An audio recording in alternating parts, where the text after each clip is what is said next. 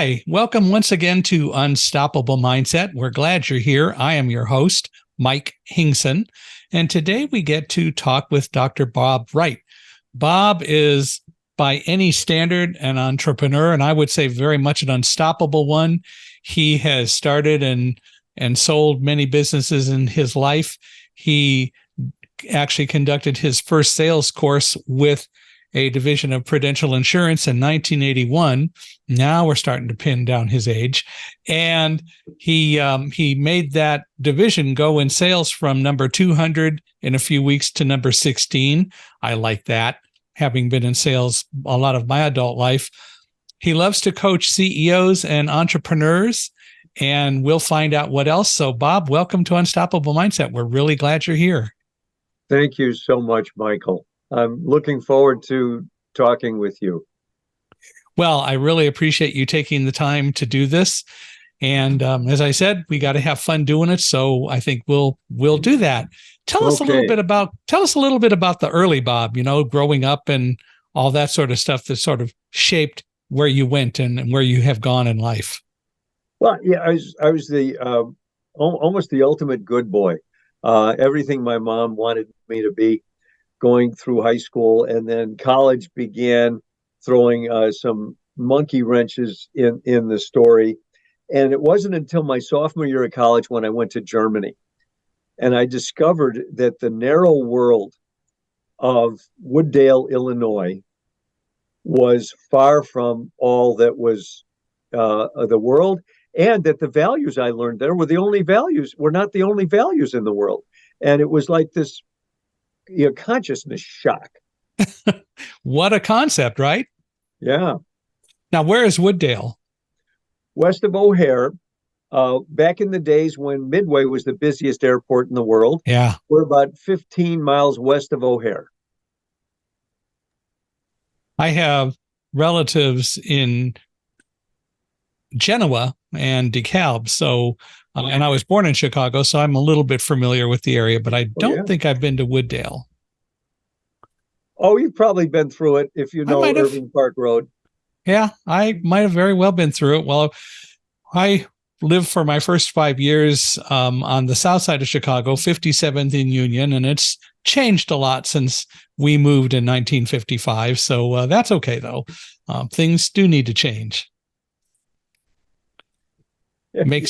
Makes for an interesting world otherwise. So where did you go to college? Oh, well, I started at Lawrence in Appleton, Wisconsin. I went to school in Germany, left Lawrence, came back, did a quarter at the College of DuPage, west of Chicago, graduated with my bachelor's from University of Illinois, Chicago in sociology, because that was the subject that gave me the most credits for everything else I had done in my life. And so then I went to school in France after that, and that blew my mind even further. I mean, just horrendously blew my mind even further, because I was always looking for what I thought of as ultimate truth. And the French experience just was the mind-blowing launch in some ways of my life. A lot different than even Germany, right?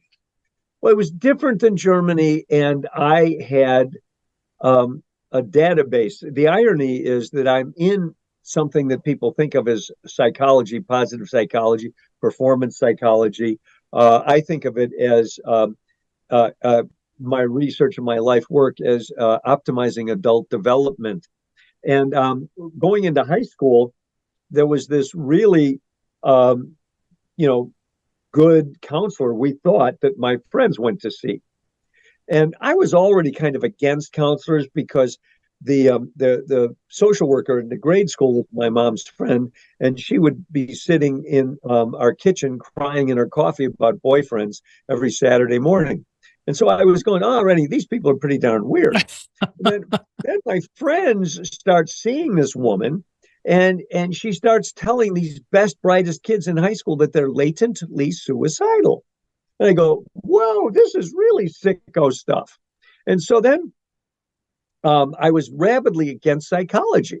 Now, the rest of that story that is public domain is her husband was this guidance counselor down the road, Irving Park Road, another 20 some odd miles at Lake Park High School. They were a murder suicide. Oh, boy. So that just nailed down my assumption this is all a land of sickos. Now I'm in school in France and I'm going to study phenomenology. But in 6 months, my French wasn't good enough to understand philosophy classes. So I ended up taking psychology classes because I could understand them. They were in English. That got me into group dynamics, which led to the rest of the story that I have discovered there are valid elements of psychology. And it is really the people, not the discipline, that was the problem back then. So they weren't all just sickos after all. I don't think so. Either that or you joined the ranks. No, not at all. But psychology has been a profession in search of validity for a long time. Right. It's so profoundly insecure. Well, it's a tough subject because a lot of it is so I'm not quite sure how to describe it. It's so nebulous. It's so much that you can't really just pin it down and define it.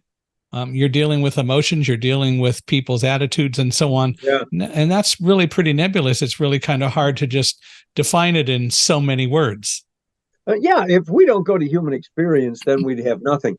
But you've got to figure back in the 50s and 60s and 70s, the humanistic psychology movement was transforming businesses. Look, or Life magazine had an issue that said sooner than later, everybody's going to be an encounter group at their church or somewhere else. And so, but what happened was they still never tied that up to performance. And so you fast forward and you get a guy named Goleman psychology so wanted to be a science. And he starts out with positive psychology. He denies everything before, which is just absolutely not true. He and I are similar ages and we grew up breathing those things. But positive psychology now has a deep research base that is becoming less and less nebulous, whether it's the emotional part with Fredrickson's research or his part with other positive psychology research. So it's kind of cool what's happening. And it just unfortunately doesn't include what happened before because it was so thoroughly attacked. Well, and it's an evolutionary process, right? Yeah, you got it. Yep. Yeah, which is exactly the issue. And that's true of a lot of sciences. I mean, we can go back and look at physics and look at any of the sciences, and they've evolved over the years. For a long time, classical mechanics was it. Everything fit Newtonian law. But then we discovered that, well, it's not quite that way, especially when you get closer to the speed of light. A lot of things change, but also attitudes and philosophies of sciences have changed. So what you're saying certainly is no surprise.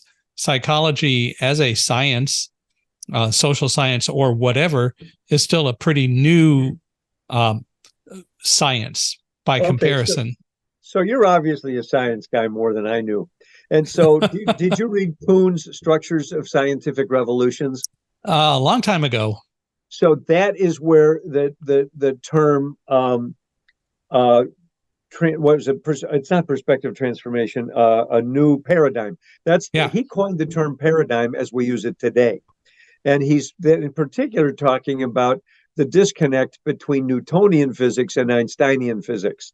And that gets us down to all the different paradigms, because a paradigm is a shift in knowledge. And the paradigm that psychology is wrestling with is the shift from pathology and problems to potential and making real our potential. Right. And again, still, that is a harder thing to quantify than what you can do with a lot of physics. We also know that Einsteinian physics doesn't go far enough, but it's what we know or what we have known. And again, we're evolving.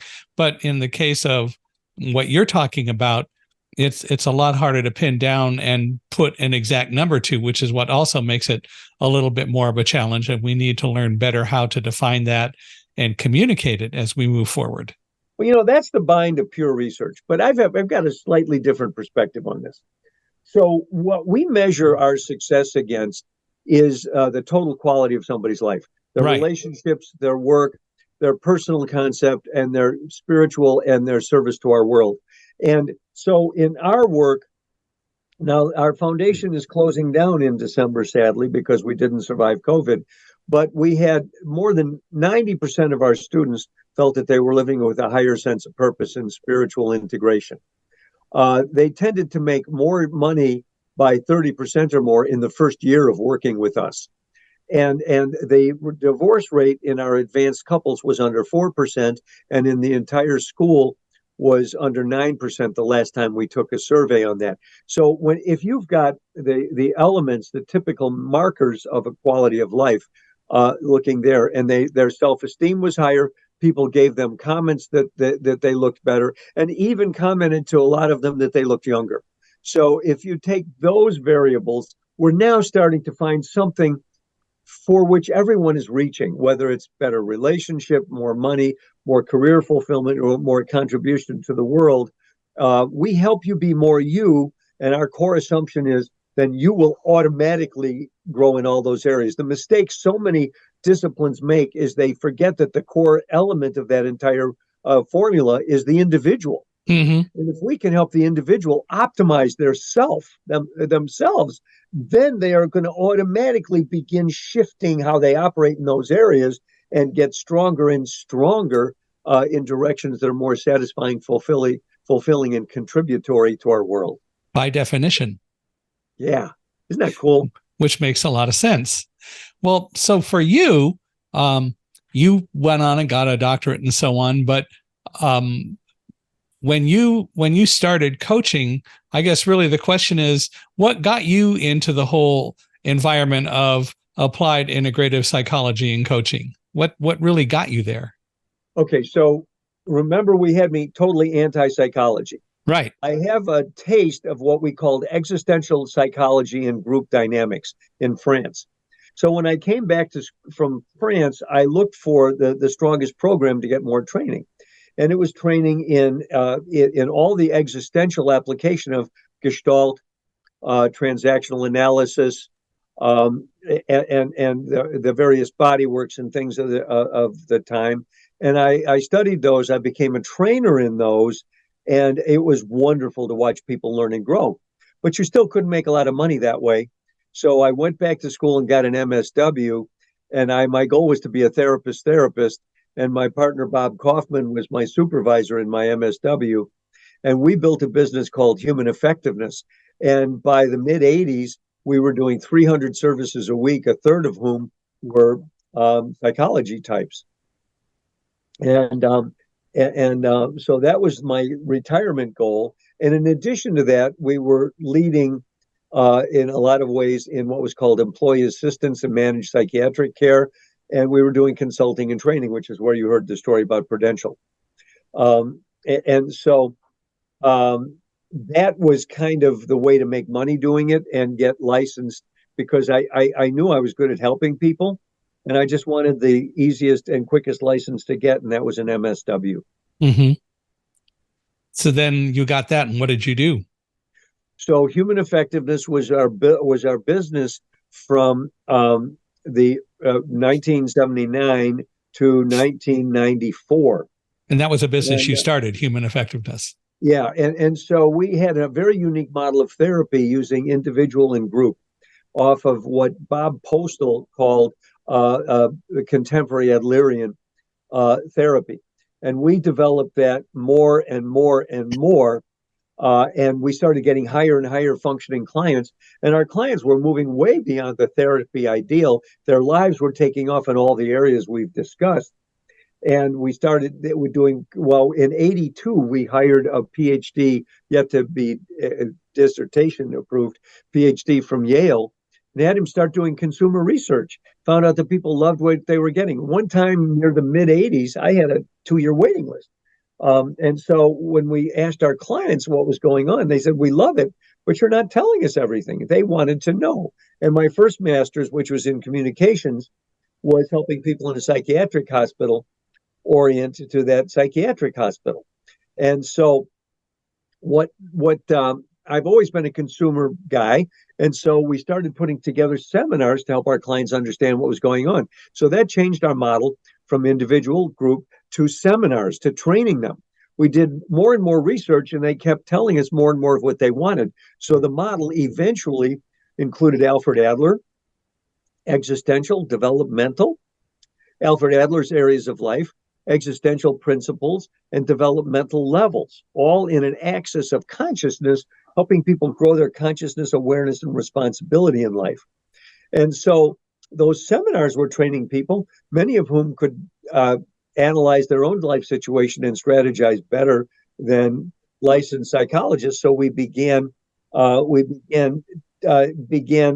going, why aren't people getting credit for this? So that's why we started a graduate school down the road. And I left the therapy metaphor in 91.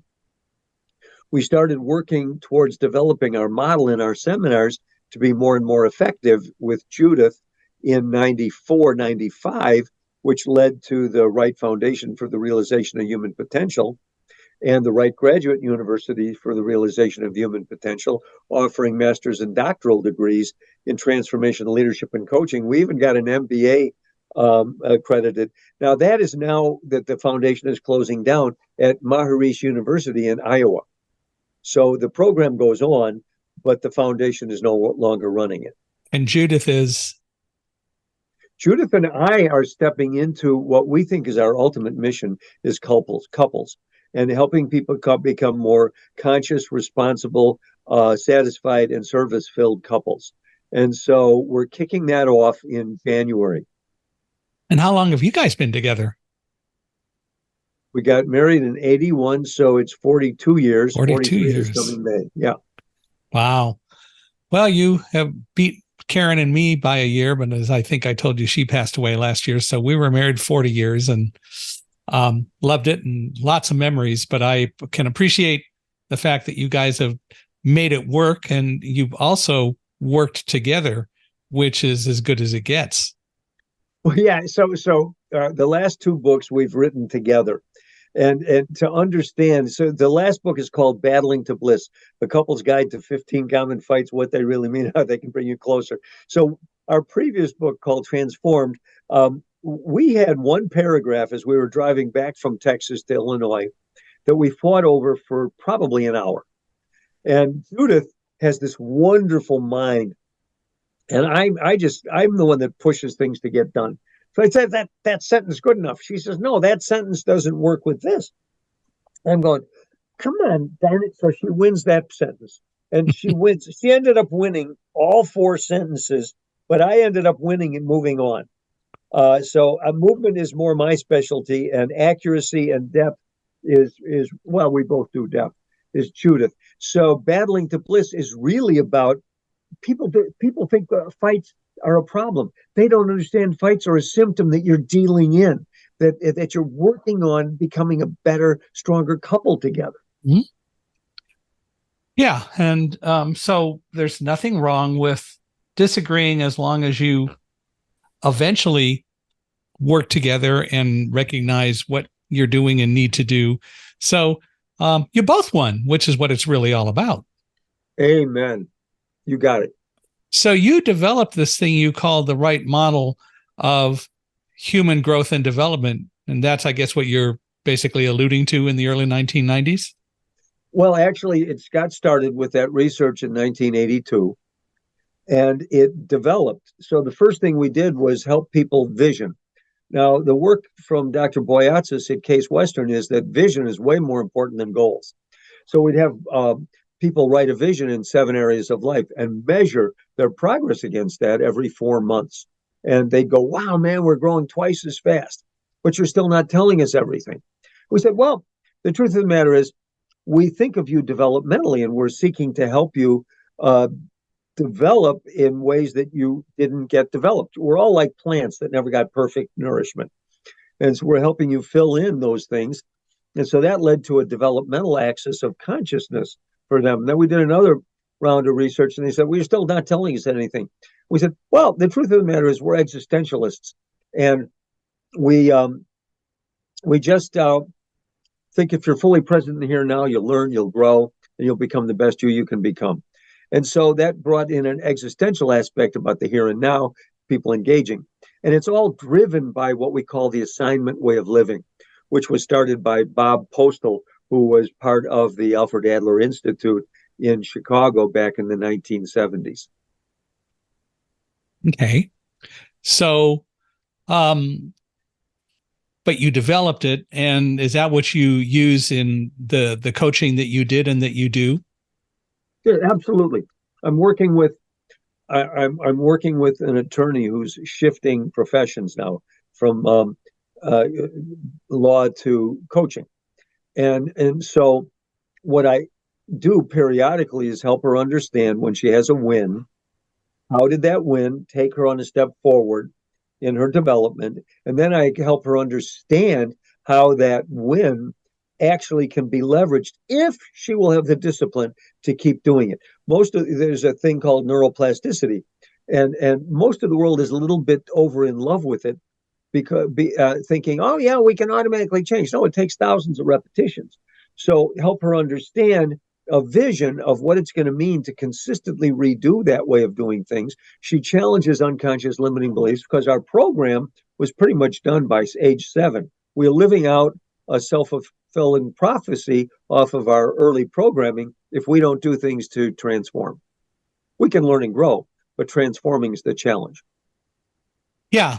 So what's the difference between growth and transforming? Oh man, we're working on that for the founder of an incredible Japanese coaching group called Coach A, and his name is Ito-san. And so learning is knowing something I didn't know before. Growing is doing something I've never done before.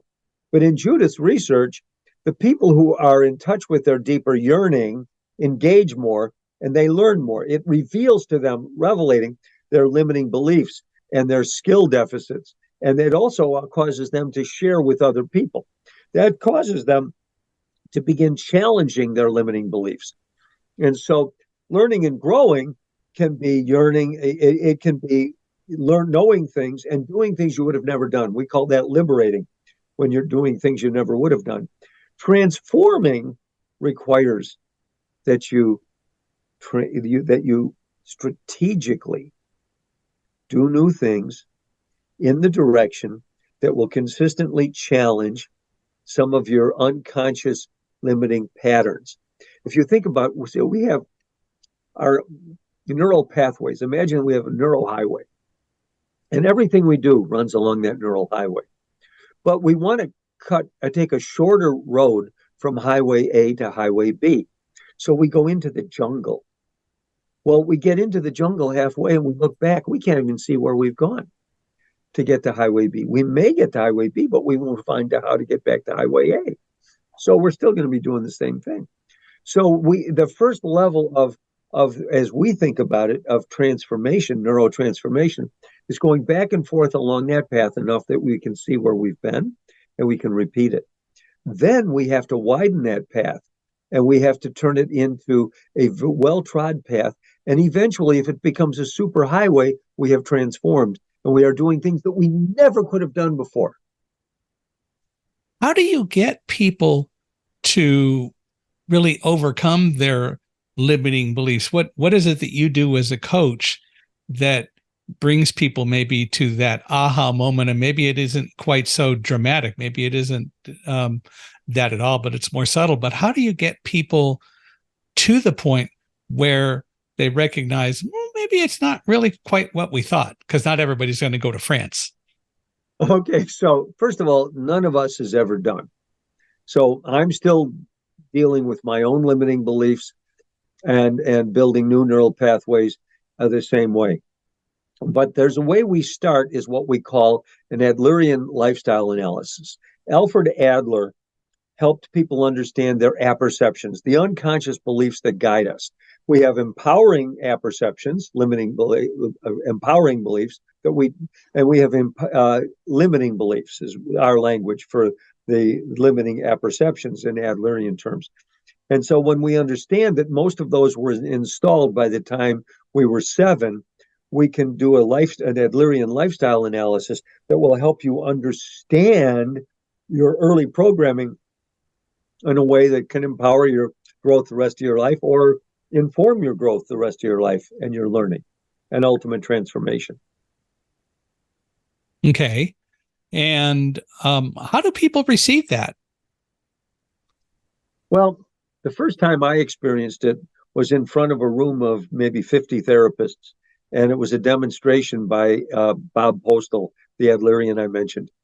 And I went up front, and in about 10 minutes, I'm bawling my eyes out as he's basically telling me my life story in ways that were profoundly true that I had never imagined.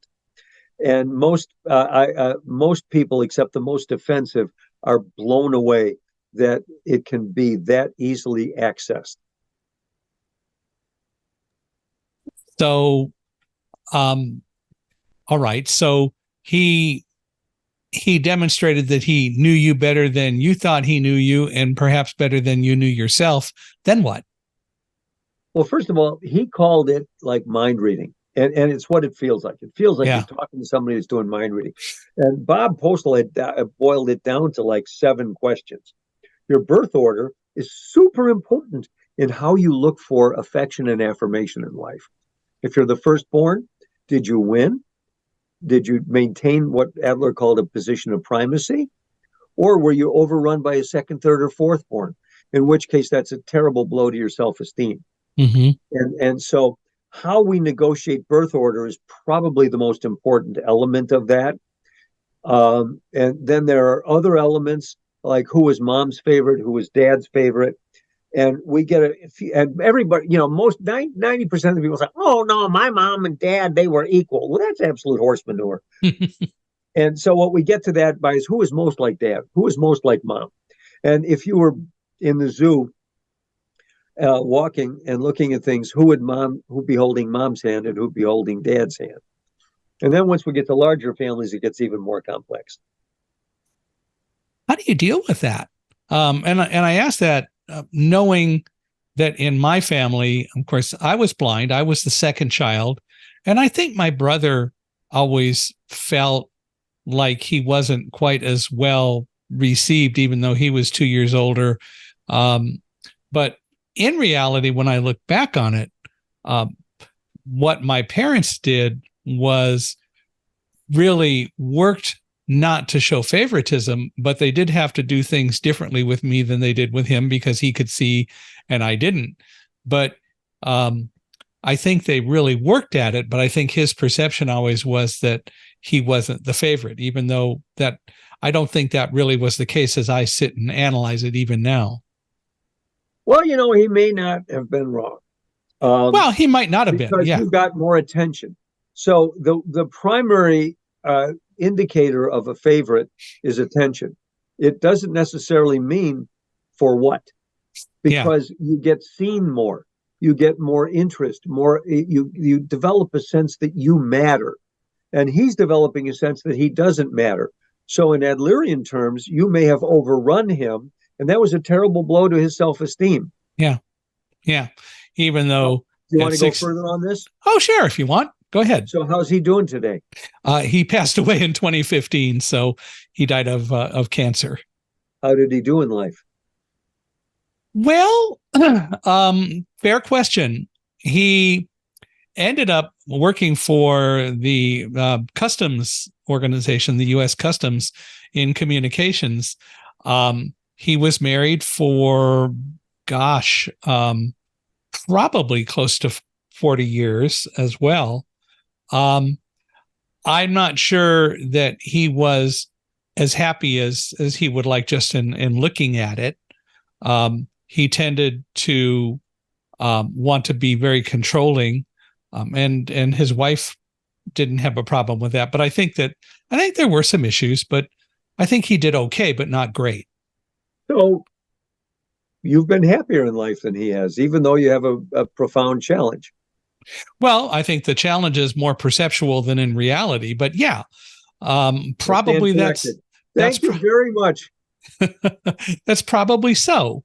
But I also worked at it. That you overran him. Yeah, I hear you. You did. Even though later in life he was in Florida and I was in California, or in New Jersey, I think I appreciate what you're saying. Yeah. Yeah, it's hard for us to accept when we start looking at these unconscious elements of what's called the family system. And the system, there's no blame. There's no blame in it. Yeah.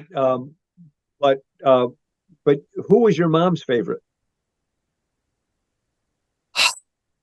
Well, I'm sure that there are those that would say it was me. I'm not really so sure, because the way my mom interacted with us um, was different with each of us. She had to help me learn Braille again when I was going from 3rd to 4th grade, and she took the time to do that. But she also did take the time with my brother, but I'm sure that he would tell you that I was. Well, who was your dad's favorite? Oh, I'm sure that my dad and I spent more time together because I was interested in things that he was much more than my brother, like electronics and science. So I'm sure I was. Who was smarter? Gee, that depends, I guess, on everything, but probably I was. Nobody ever wants to answer this, by the way. But probably for a lot of reasons, I would say I was. Uh-huh. Yeah, pretty obviously. So what? And we don't know what his potential would have been, Right. but you got developed, and so my guess is he was actually your mom's favorite. He might very well have been.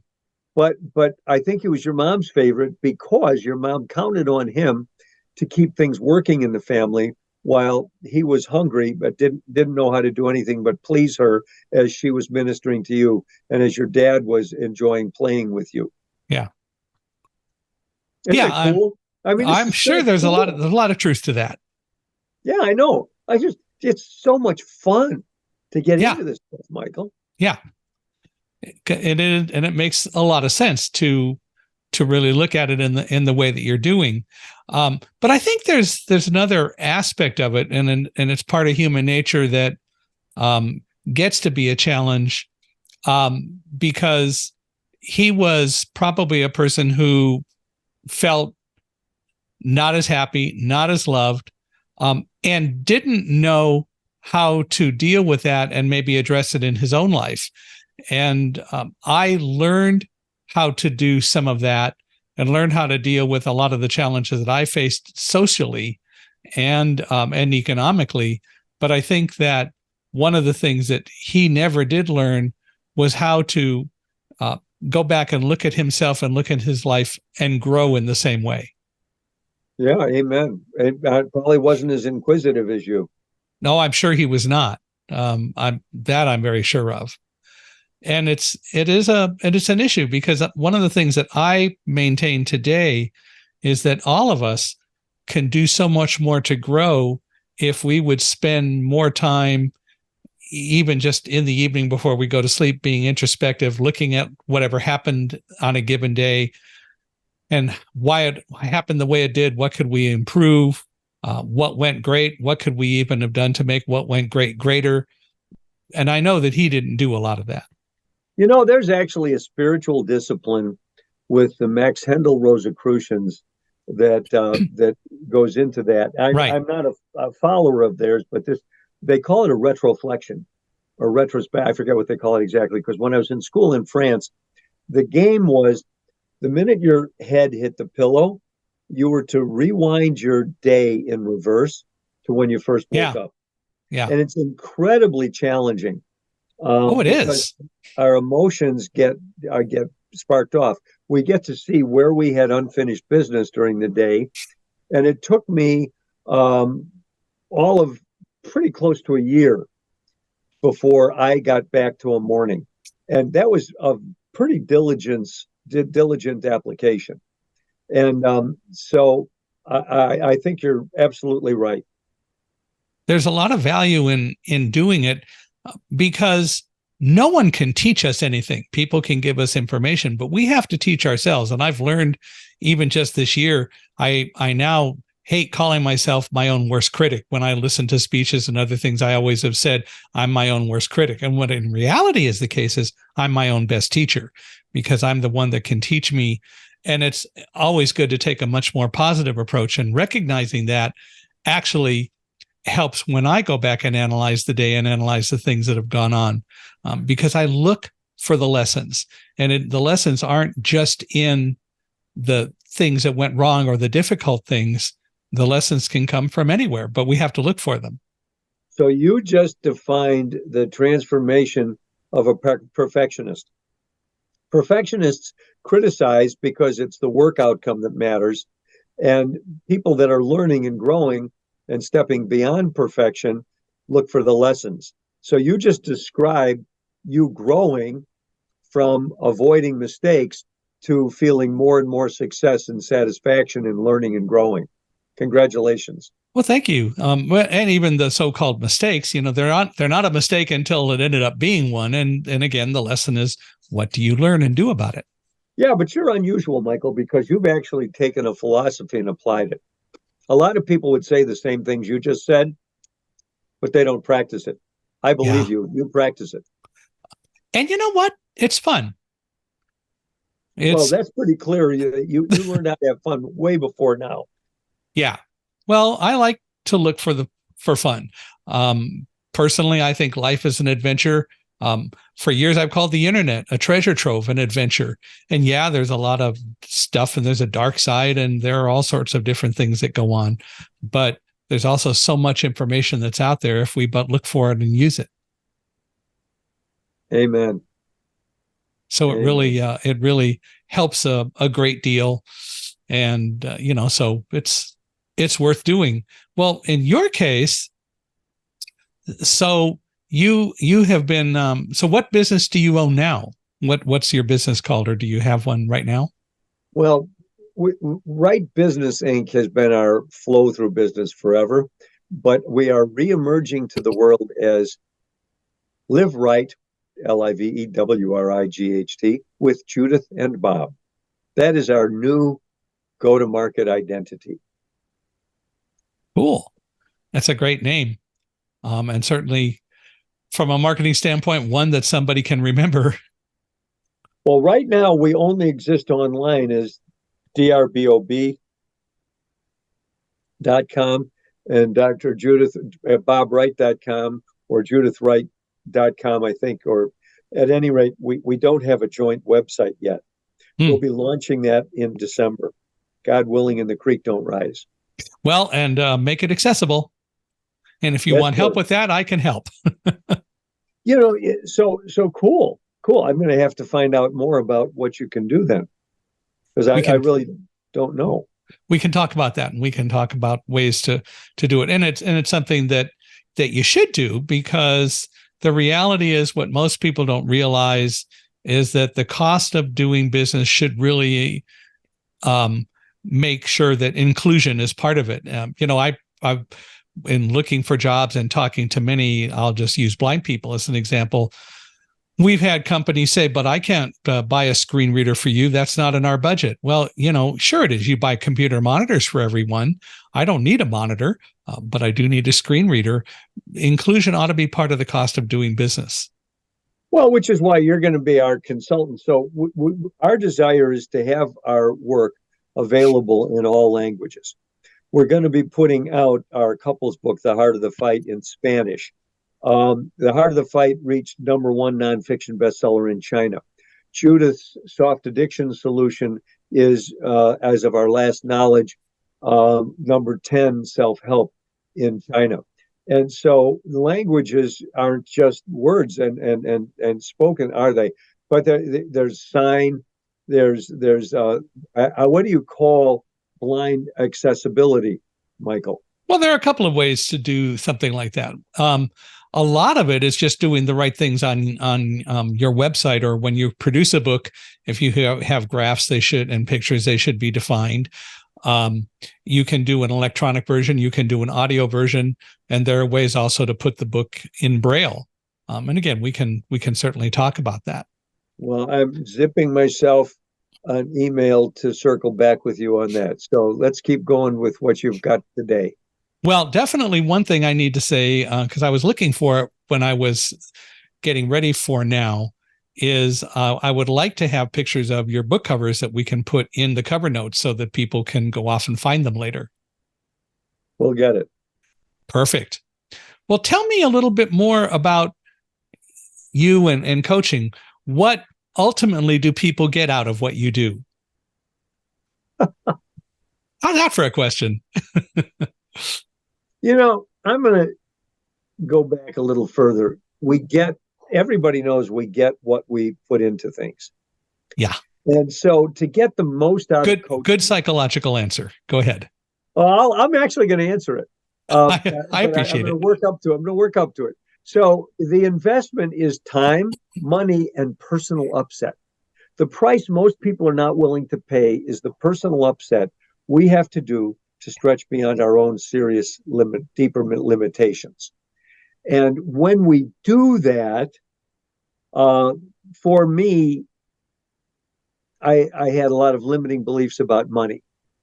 I could give you stories. We talk about the mythology, rules, myths, and beliefs about money. When I looked growing up, my dad's brothers, who had way more money than we had, didn't have a marriage as good as my dad's marriage. And one of my dad's brothers was a particular jerk, and he was the wealthiest of them. And so I draw this conclusion from early on in life, because we all grew up within miles of each other, or blocks actually, that it's either money or relationship. So a limiting belief I've had to challenge forever is money and relationship. And fortunately, I'm making some progress on that and intend to make even more before I'm done. Well, it's interesting. People think that if they have a lot of money, they're successful and they're happy. And what pops into my mind, and I'm not going to try to get political here, but what pops into my mind is Donald Trump. I wonder how happy he really is. We can actually dive right into the happiness things. First of all, there's a lot of research on it that would show that he doesn't have the characteristics. But that's another story. But right, I hear you. But I think everybody has a formula for happiness. Most of them are wrong. Yeah. And I think the good fortune in my relationship foundation is relationship. The happiness research says the biggest variable is learning and growing. Mm-hmm. The happiest people are engaged in learning and growing. They have new horizons coming up. They can learn and grow together in a couple or whatever they're doing, but they learn and grow. Yeah. That's happiest. That's the most successful thing that one can do. And it is all about learning and growing and wanting to learn and grow. And I think you pointed it out very well. A lot of people will provide lip service to a lot of this, but the reality is they're not really growing. It's just a lot of talk. Habits are hard to break. I've heard all sorts of different numbers about how many times you need to do something to change a habit, but still, ultimately, it doesn't happen until you can not only intellectually, but emotionally recognize that the change needs to happen and then do it. So that's the cost. So Judith's seminal work on soft addictions was looking at the cost. That causes a lot of people to take on the habits. However, a habit is a behavior. In order to change the deeper level behind that habit, because a habit's always doing something for us in service of a limiting belief. Mm-hmm. And so a limiting habits, because we have, remember, two kinds of beliefs, two kinds of habits, empowering and disempowering. And so it's really important to understand, if I really want to learn and grow to the max, I have to go through the discomfort of not just changing the habit, but changing myself, my thoughts, feelings, and actions at the foundational level. And that's the cost. Yes, sir. And it's not as expensive as one might think if you really apply it and do it. But the problem is so many of us don't want to do that because we're just, I hate hearing, well, people are in their comfort zone. They don't want to change. We talk about change all the time, but I think people don't want to change. I think we are brought up to just like our comfort zones and not want to change. We don't do what we talked about before, retrospection or introspection. That's too much work. And so we don't get taught by others nearly as much as we should the real value of change. But change is all around us, and change is going to be everywhere. After September 11th, I kept hearing, we got to get back to normal. We got to get back to doing things the normal way. And I bristled at that. And it took me a little while to understand why I was so upset with it. But I finally realized normal will never be the same again. We can't get back to normal, because if we do, we're going to have the same thing and we will have learned absolutely nothing. Even with the pandemic, I hear about getting back to normal, but normal will never be the same again. Yeah, excuse me just a second. The problem that you're getting at from me, that I think about with that, excuse me, is that normal is average, and none of us really want to be average. We want to be better than normal. So why would we want to get back to normal when we still haven't hit our potential? Yeah. But we're not thinking about that. We haven't learned to think in that way. Until we understand Judith's research. So there's yearning, engaging, and revelating, seeing where my limitations come in, then liberating, challenging those limitations. Excuse me. I'm so sorry. So challenging those limitations, and then rematrixing. And then I have to keep stretching myself towards new, further goals that force me to look beyond my limiting beliefs, because they're always there and they're always a horizon beyond them. How do we get people to be able to do that? We don't get people to do anything. It's all about investment. Will they pay the price? Spend the time reading? Pay the money? What they need to do. I was talking to a guy today who's ultra wealthy, who started out with my former partner. And he would never have been able to pay my partner's rates today. And I said, you mean you wouldn't have charged it on your credit card at least to find out, what he could do for you? And so the people that I see that really want it, some people just charge it on the credit card, but they don't do it. Others do. They charge it on the credit card, and they've got that credit card paid off and are able to really fly way beyond that over time. Yeah. So, and I was deliberate in asking the question the way I did, but it isn't how do we get people to do things. What is it that will make people understand that they need to change? I mean, you've been coaching a long time, and I know there's not one key, but what more often than not is the trigger that make people go, I got to really think more about this? There are a lot of things in life, traumas, car accidents, deaths, losses that move people into that. There's a thing called a sociopath. The sociopaths, not wanting to get divorced, will sometimes start looking at themselves for the first time. And so, but I think that Adlerian analysis, when people understand that there is an objective way to look at who they are today, it's your strengths and your weaknesses, as revealed by that lifestyle analysis we started playing with you, then as you understand that there really is a way to do it, and it is systematic and reproducible, then the game starts really shifting. But most of the world doesn't believe it's possible because so many people are selling so much horse manure. Yeah. And we haven't learned to separate all the negativity and, as you said, the horse manure from the positive stuff. We just haven't really learned how to do that. And the people who have can really start to deal with it. One of the things that I have experienced over the past several years, especially with the pandemic, is that for years I would travel and speak and tell people about my story, and people said, well, you're blind. Of course, you didn't know what happened. And I point out, well, the airplane hit 18 floors above us on the other side of the building. I got to tell you, nobody knew. Superman and X-ray vision are fictitious, right?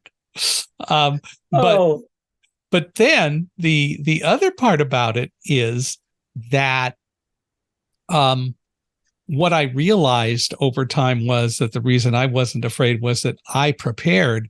I learned all about the World Trade Center. I learned what the emergency evacuation procedures were. I learned why they were as they were. And so when something actually happened, I was prepared for it. I didn't need to worry about reading signs. And if I had been in the building alone, I would have just been able to evacuate. But I wasn't alone.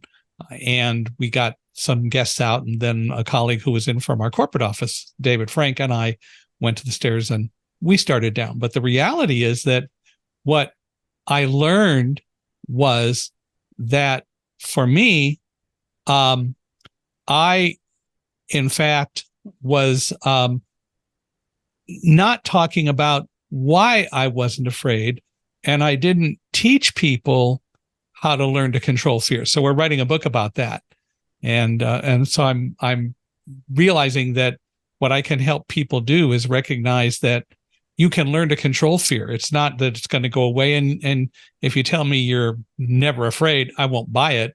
But you can learn to use fear in a powerful way rather than letting it, as I put it, blind you or overwhelm you. By preparing as you prepared. The primary formula, first of all, we don't control it, but by preparing, it doesn't grip us at the same level. We have pathways that we've already created. So you had created those pathways inside of yourself. And so sure, you were afraid, but you had the fear motivating you along pathways for which you had prepared. And That's you right. could help others. That's right. And we did. And at one point going down the stairs, David panicked and said, Mike, we're going to die. We're not going to make it out of here. And then I just snapped at him. I love to joke about it and say, since I have a secondary teaching credential, I took that secret course, Voice 101, how to yell at students. But, the reality is that what I did is I just snapped at David. I said, stop it, David. If Roselle and I can go down these stairs, so can you. And after that, he said, I got to take my mind off of what's going on. And he walked a floor below me, and all the way down the stairs, he shouted up to me what he was seeing on the stairs. Now, did I need David to do that? No, but I knew that it would help David be more comfortable. But it had another effect, which again was something that I figured out later. And that is that as David was shouting up, hey, I'm at the 44th floor. This is where the Port Authority cafeteria is. We're not going to stop. We're going on down. People above us and below us, many, many floors, heard him, and he gave them something to focus on. And I think that he did so much, not even thinking about it or realizing it, to help people not panic as we went down the stairs, which was so cool. Oh, I just love it. So let's go back. So fear is the most basic emotion to stay alive. Sure. And so you were afraid for him. Not for you, but for him. And so you slapped him out of it. So you harnessed your anger. So fear, hurt, anger, sadness, and joy are the critical emotions, the foundational emotions. And so you have a relationship with your fear, as few of us, in some ways, maybe. And you actually were able to harness anger as the crossover emotion between fear and joy. Yeah. So you kept him alive, harnessing your anger to slap him out of it, and then he became the leader he could become. Yeah. And you didn't need it. Right. Well, and it's part of the story that I think he's such an unsung hero in what happened on September 11th, because I know he had to keep so many people focused because they had someone to focus on, and someone who they could hear who was all right. No matter where they were on the stairs, somebody else was okay somewhere. So first of all, he was a leader, right? In relationship to you. By definition. Well, in some ways, yeah. Yeah. So you slapped him back into his leadership mode. And even though you didn't need it, he started leading you in his own mind, but he was actually leading everybody down those steps. He was. That was one of the things that he did. He was only in for the day from our corporate office, but the two of us, between us, there were a lot of ways. People also said to me later, we followed you down the stairs because we heard you praising your dog and we heard you staying calm. So we were calm. We followed you, so we, in a very, unpredictable isn't the right word, but in a very subtle way, the two of us really helped a lot of people. Oh my God, you guys formed the most amazing impromptu leadership team. Right. Holy cow, I love it. Yeah, wasn't it cool? Oh, it's beyond cool. That is way beyond cool. Well, this has been fun. We need to do it again, and we need to get Judith involved. So we got to do another one of these. Absolutely. Looking forward to it. But I really appreciate you being here, and I want to thank you, and I want to thank you all for listening to us today. Hope that you enjoyed it. And you heard Bob analyze me a little bit, and it was a lot of fun, and no problem at all. So we'll have to do more of it and have another time together, which I think would be fun. But I want to thank you for listening to us. Love to hear your comments. Please reach out. You can reach me, Mike Hingson, and my email address is michaelhi, at accessibe, accessibe.com, michaelhi at accessibe.com, or go to our podcast page, www.michaelhingson, michaelhingson.com/podcast. Love to get your thoughts. Please give us a 5-star rating wherever you're listening to us. We value that and really appreciate all that you have to say. Bob, if people want to reach out to you, how do they do that? Well, my website for now, until we put them all together, is bobwright.com or drbobwright.com. My email, which is easier right now, we're in transition. The new company, as you heard, will be Live Right with Judith and Bob. But right now, drbob at judithandbob.com, drbob at judithandbob.com. Cool. Well, thanks again for doing this. It has been fun, and let us definitely set up another time and do another one of these. And we've got more to talk about in so many ways sooner than later while we're still putting together the web universe. Perfect. Glad to do it. Well, thanks again for being here. Thank you so much.